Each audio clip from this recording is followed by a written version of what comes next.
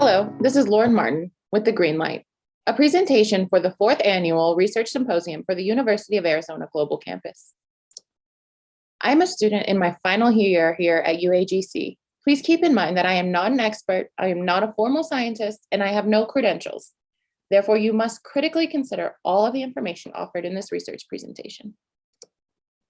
Current industrial practices harm our environment. This presentation looks at the damages that each industry inflicts and why, as well as the greenwashing tactics used and the challenges that prevent industries from operating in a completely environmentally ethical manner.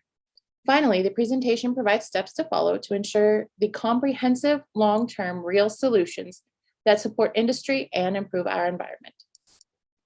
Moral companies do not greenwash their consumers by falsifying or diminishing the lasting impacts of their operations on the ecosystems they impact.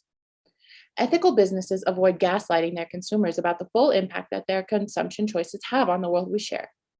Greenwashing is a philosophy that obscures the truth of the environmental impacts of operations and shirks the responsibility of those consequences onto consumers, thus removing producers from their responsibility for the ultimate effects of their operations. The extraction, transportation, and combustion of fossil fuels are incredibly harmful to our environment. In the past, bad actors have attempted to greenwash consumers by pretending to help solve the problem without actually solving the problem, which has prevented others from stepping up to ensure the earth is cared for. The reason that we still rely on fossil fuels despite the environmental threats they create is in the way the current economy is structured. According to economic consultant Dr. Jonathan Lesser, quite simply, forcing consumers to buy high-cost electricity will not and cannot improve economic well-being.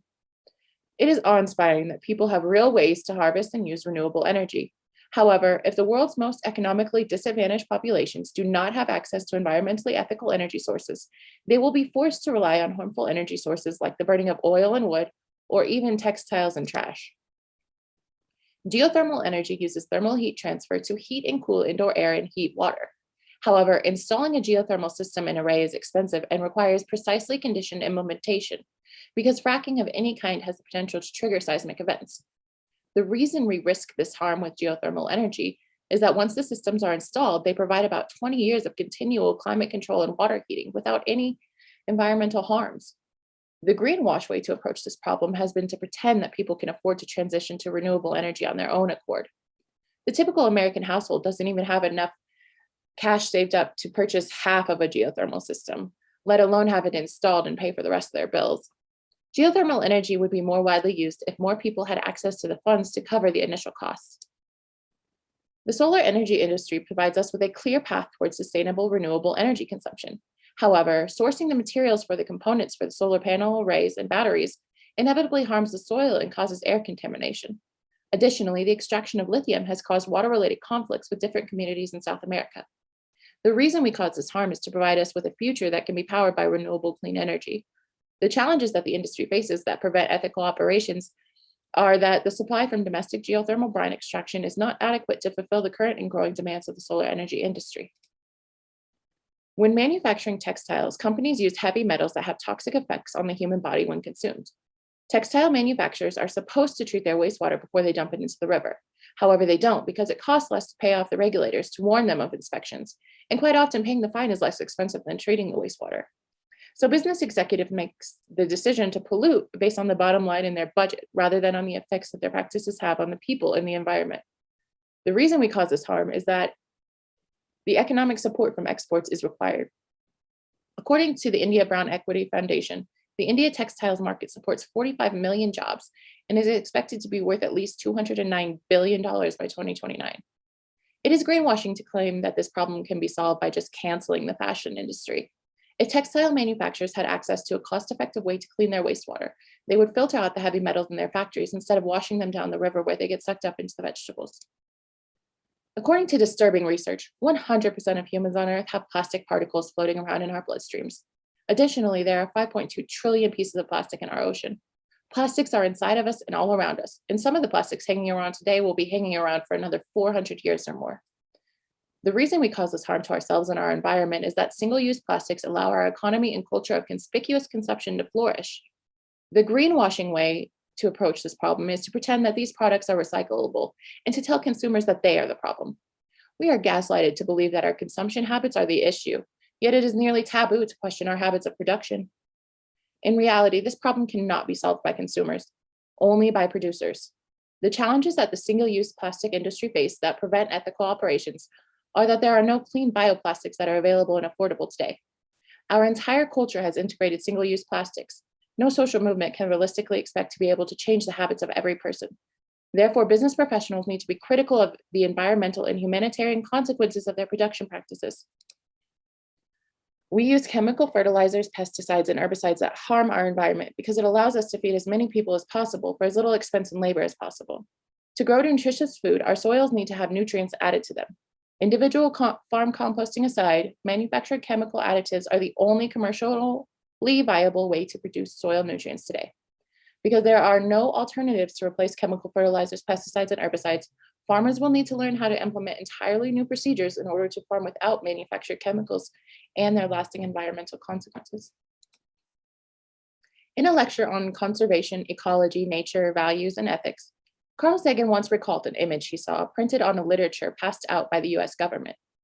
The image he depicted was a scale in which Earth and all life was pictured on one side, equally balanced out by 4 bars of gold on the other side. This image represents the way that we have been squandering the physical enrichment of our Earth in exchange for the monetary enrichment of our individuals. The harm we cause with this distorted value system is that we are actively allowing companies to harm our planet and all life on it. The challenges that our cultures face that prevent ethical regulations and oversight is the long history of lobbying and past loyalty that remains among existing and upcoming politicians. The first step that all business professionals need to take is to actually care about the environment and the lives it supports. It is not enough to just care about the monetarily measurable values that our production yields. Every one of us must be concerned about the way our work affects our world. This step also involves being honest with yourself, so you can be honest with everyone else about the lasting consequences of your work. The second step, to actively avoid greenwashing and gaslighting, is to make sure that the regulations are real and meaningfully effective. To do this, look critically at the donors who fund the politicians you vote for. Next, it is important that you do not take your responsibility for the consequences of your work lightly. Are you comfortable with yourself knowing that you make Earth a worse place for the rest of us to live in? If not, then start doing something to help us clean up this mess right now. Do not mistake words and promises for real actions. It is easy to tell an eco-friendly lie when one only considers the immediate implications of their work. Please be critical of the eco-friendly claims that are as effective as treading water in a pool, because those endeavors take time away and resources away that could be applied to effective, equitable solutions. One more step offered to guide ethical environmental practices in business is to support the work of other industries.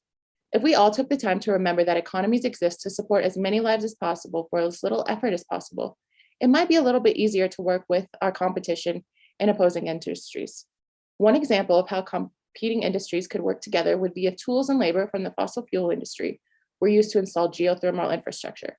Then the byproduct from geothermal steam energy production could be used to supply the production of solar panels, which could be used in conjunction with ground source heat pumps to power residential and commercial real estate with solar and geothermal together. Another example of cross-industry cooperation is if the agriculture and aquaculture industries grew algae crops and then processed them into both bioplastics and soil feedstocks to replace plastics and chemical fertilizers. With a lot of intentional effort, industries can achieve their operative goals while simultaneously improving their environments and the people, plants, and animals that depend on those natural resources, such as fresh air, clean water, and nutrition. Thank you for taking the time to care about the health and well-being of our environment. I appreciate your decision to lead a life that improves the quality of life on Earth for others. Please check out these references for further information.